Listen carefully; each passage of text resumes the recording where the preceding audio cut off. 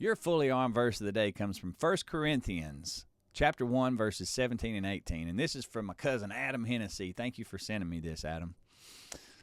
And by the way, if you guys like what you're hearing, please share this with your friends, but make sure you click the subscribe buttons and click the like buttons, and let's help get the word out.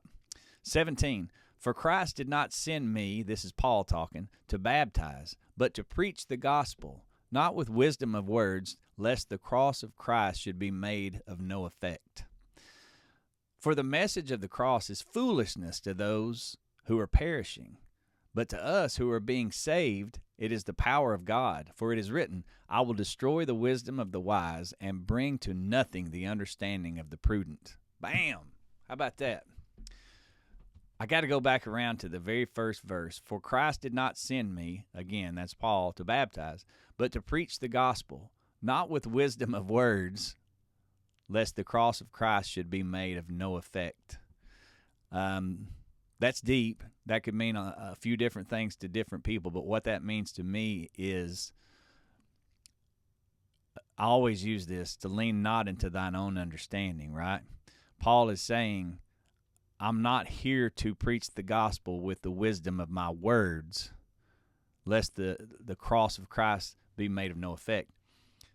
No matter what I say, and here I am doing a devotional and trying to say wise things, that's not what's going to lead you to Christ. What leads you to Christ is the effect of the cross, is the effect of the salvation that's offered by his crucifixion and resurrection. You think you're wise? You think you know what you're talking about?